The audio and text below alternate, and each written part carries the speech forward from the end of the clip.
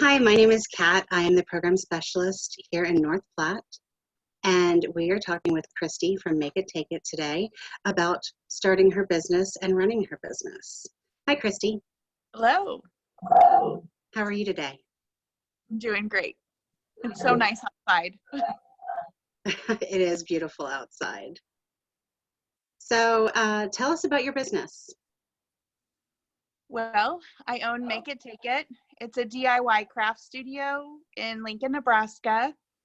And in normal times, you can come in and craft here. We have all the tools and supplies for you to make things. We have a splatter room where you can throw paint. And Wow.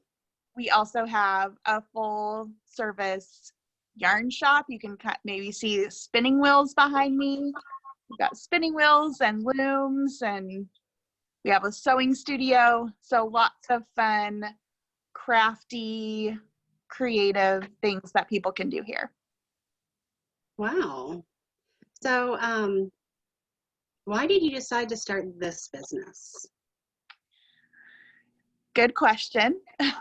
I've always been interested in making things, and I've never been really, really good at any one thing, but I like trying lots of new things. So for a long time, I was a craft blogger, and so I got to try out a whole bunch of different crafts, and craft companies would send me their products, and I would try them out and show people how to use them.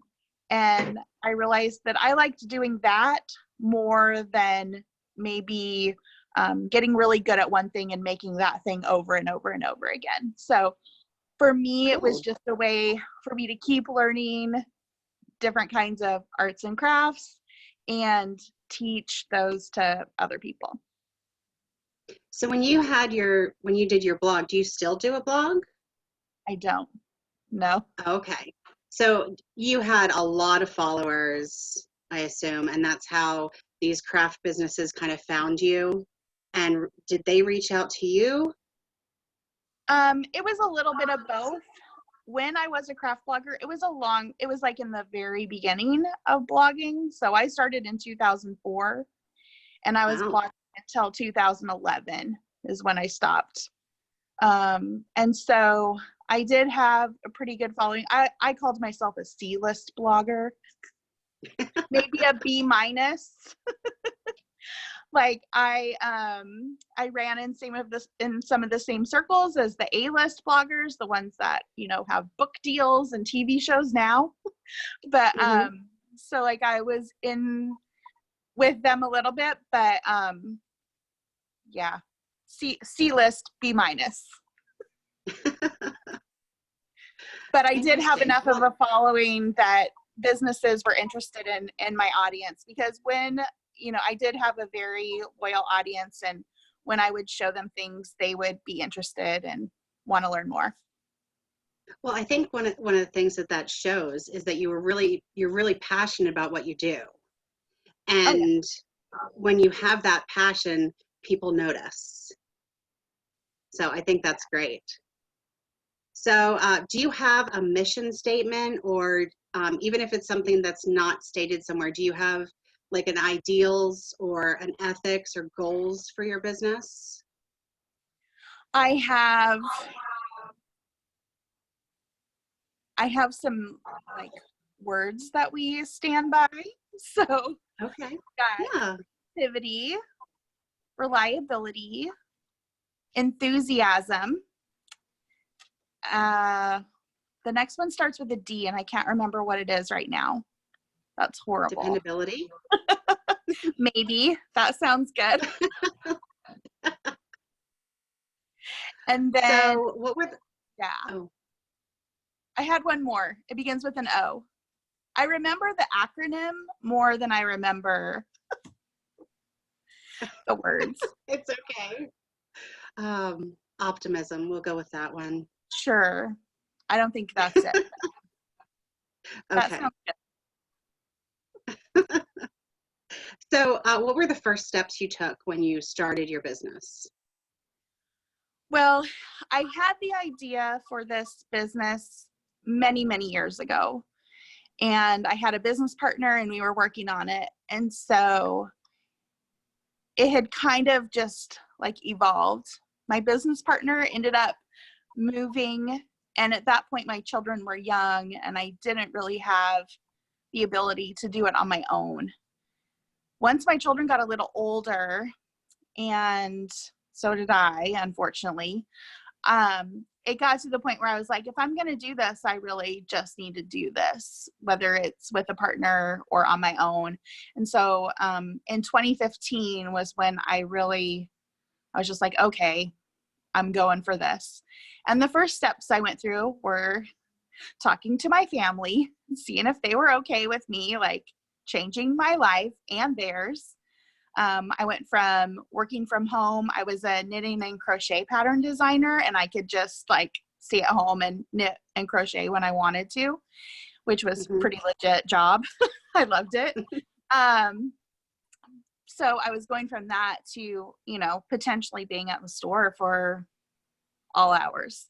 And so once they were on board, I went ahead and got my business license and all of that stuff, started finding a place and just working on organizing my dream. Awesome. So how did it go when you first started? Was it people rushing through the door? No. Like you would hope? No, it wasn't like that at all. But part of that, looking back, is probably a good thing because I wouldn't have been prepared. If we would have had this kind of business that we do now from the very beginning, things would probably be a lot different. So a little slow start was probably good because it was really just me, and I had hired a very part-time employee to kind of help me out a little bit when I couldn't be around. And so starting small was good for us. And we've just kind of steadily grown through the years. I went from that one very part-time employee.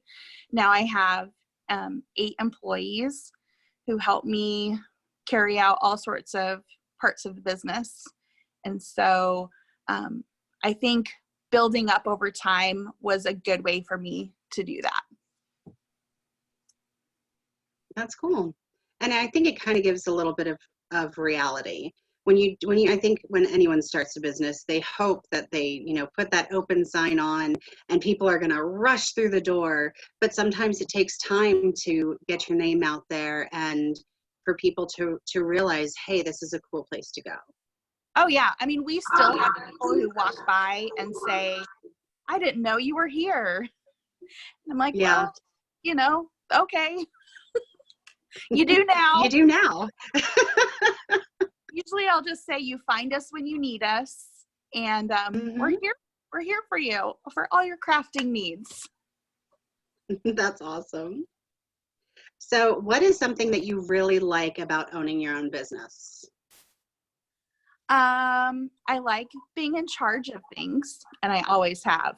I'm a firstborn kid. So I have that kind of mentality where I'm like, all right, I know what to do. I'm going to take charge and do all this stuff. So I do like, I like being able to organize my store, my employees. I like being in charge of how I want the store to look and run. And I love that part of owning a business. I like making the decisions. So what is something that is kind of a hard part about owning a business? The hard part is you have to make decisions. So, it's the great part and the hard part.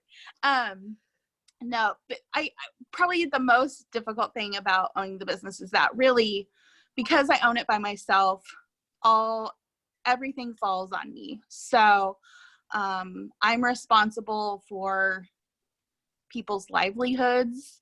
I'm responsible for, making a place that people want to come to. It is a little bit of pressure. And so I don't always get to do the fun parts of the business because I have to do all the not so fun parts of the business. Right. Right. I can understand that. So what are some creative ways that you're operating your business right now during COVID-19? Well, we aren't letting people come in right now. So what we've been doing is we've created a bunch of take-home kits with some of our projects that people could come in and make. And so we've made a lot of kits. We had already been in the process of developing a product line that we were going to, well, we were, but now we are. We're selling them to other craft studios around the country of craft kits that we've designed and make here. And so those are like our Learn to Sew felt costume masks and little stuffy monsters and things like that. So we've been working on developing more products for our product line. And we've been a mask factory. So we've been sewing a lot of masks for the community. And we've been working a lot on that. So those are the ways that we've been keeping busy. It's been really great. The community has really stepped up and helped us by donating fabric, donating money, so I can still like pay my employees to sew masks, and people are coming in to get to order their kits and things like that. So we're hanging in there. Yeah, we're hanging in there. I mean, we're just doing a fraction of the business that we were before, but I mean, we'll be fine, and I'm just grateful for everybody who's still been supporting us. Awesome. So one of the things that I wanted to ask you earlier, which I'm sorry, I forgot, so we're going to backtrack a little bit, is how do you advertise your business? We rely heavily on Facebook, Instagram, word of mouth. We're also in a lot of the local kit magazines. We work a lot with the Girl Scouts. I appreciate that. Getting the Girl Scouts in here is always fun. They're always good creative workers, and they make the most awesome things. So those are the. I might have to bring my GSEG girls out to see you. Please do. It's really fun. So yeah, mainly just those ways. Social media, word of mouth. That's our main focus. Cool. So what are some common challenges that women business owners have?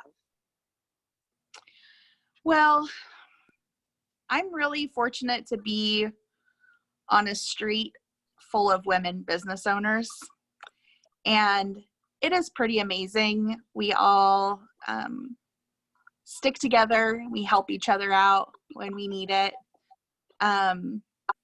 So I feel like I'm getting a lot of benefit from being a woman business owner on this street especially.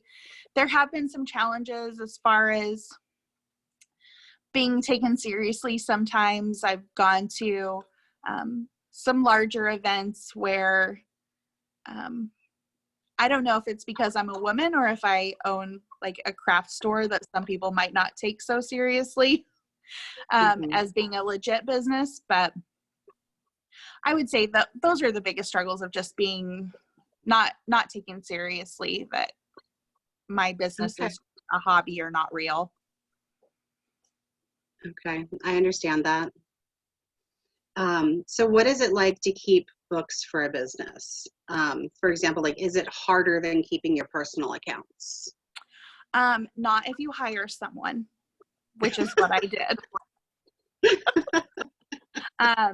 That is a real weak point of mine, and I knew it from the beginning. And so I always knew that was an investment that I was going to need to make for someone to be able to take care of that for me.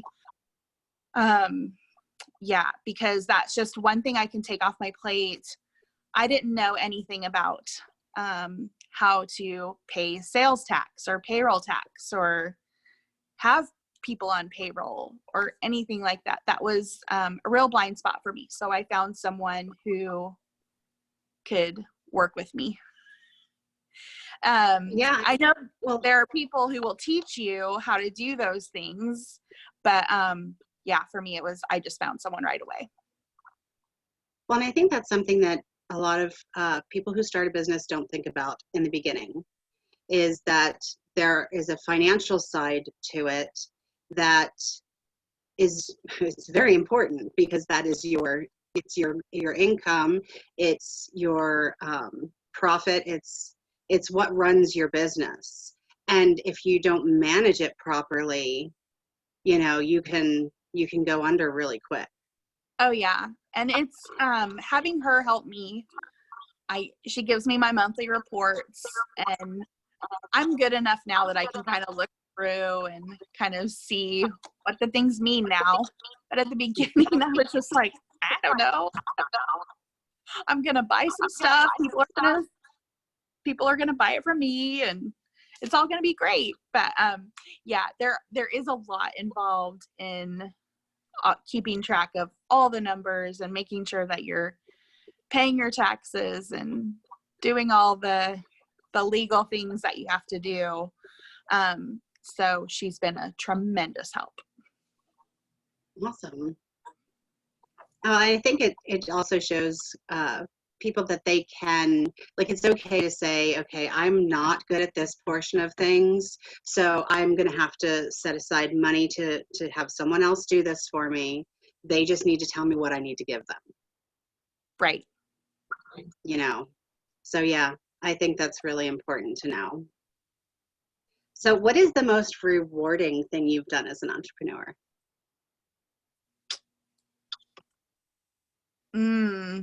I don't know. I didn't prepare for this question.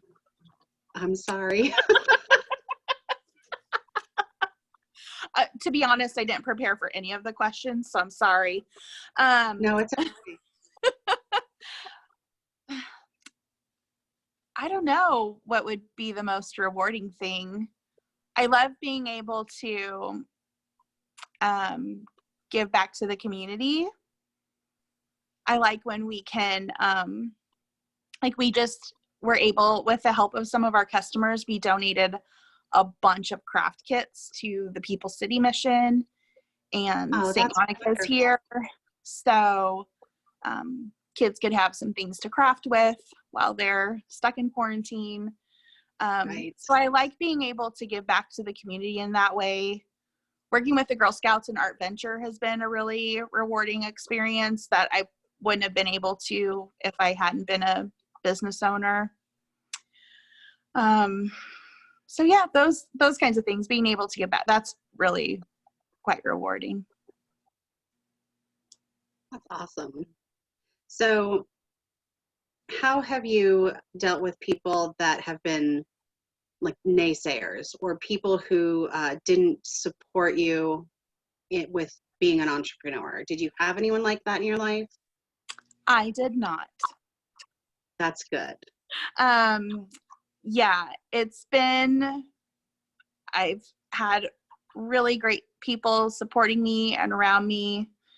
The community has always been very welcoming to us and supportive. And I was just talking to my employee yesterday about how Makit Takit, I feel like we have a really good reputation in the community, and people love and care about us and genuinely want us to succeed. And I'm really grateful for that. That's awesome. So what have you learned? Maybe learned about business or learned about yourself from becoming an entrepreneur? I have been thinking about this a little bit because I've learned a lot. So mostly about myself, and that I can do this, and that